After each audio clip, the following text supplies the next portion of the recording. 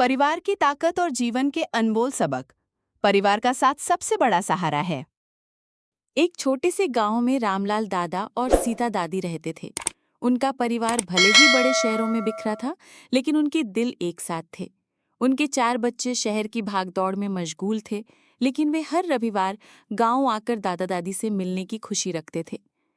रामलाल दादा के पास एक खास कहानी थी, जिसे वे हमेशा अपने पोते पोती को सुनाया करते थे। ये कहानी थी परिवार की ताकत और जीवन की शिक्षाएं।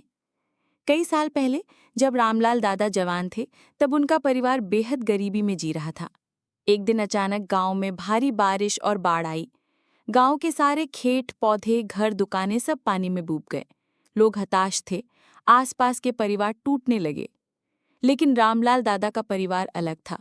उन्होंने इस आपदा को अवसर समझा। अवसर एक दूसरे के भरोसे और प्यार को मजबूत करने का। रामलाल दादा ने सबको इकट्ठा किया और कहा, देखो, ये बाढ़ हमारे घरों को तो परेशान कर सकती है, लेकिन हमारे दिलों को नहीं। अगर हम साथ हैं तो ये मुश्किलें हमें कभी नहीं हरा सकती। हम अपनी उम्मीदों के घर फिर से बनाएंगे। फिर क्या था, परिवार के सभी सदस्य, बड़े छोटे, युवा बूढ़े, सब मिलकर काम करने लगे। बच्चे पानी में फंसे जानवरों को बचाने लगे, महिलाएं खाने पीने का इंतजाम कर रही थीं और बड़े लोग बाढ़ से बचाव के लिए रास्ते साफ कर रहे थे।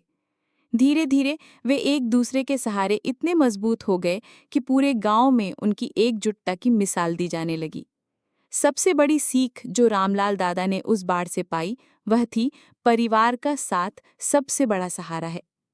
वर्ष बाद जब रामलाल दादा ने ये कहानी अपने पोते पोती को सुनाई, उन्होंने कहा, जिंदगी में कभी कभी तुम्हें तूफानों का सामना करना पड़ता है, लेकिन याद रखना कि जब तक परिवार तुम्हारे साथ है, तुम कभी अकेले नहीं हो। परिवार ही तुम्हें हिम्मत देता है, तुम्हें संभालता है और तुम्हें आगे बढ़ने की शक्ति देता है। ये कहानी हमें ये सिखाती है कि चाहे कितनी भी कठिनाइयां आएं, अगर हम एकजुट हैं तो हर चुनौती को पार किया जा सकता है। जीवन के सबसे बड़े सबक किताबों में नहीं, बल्कि परिवार के साथ बिताए हुए पलों और संघर्षों में छिपे होते हैं। अगर आपको इस कहानी ने प्रेरित किया हो, तो कृपया इसे लाइक और शेयर करें और MK स्टोरी विजन को सब्सक्राइब करना न भूलें। हम जल्द ही ऐसी ही और भी दिल छूने वाली कहानियों के साथ वापस आएंगे।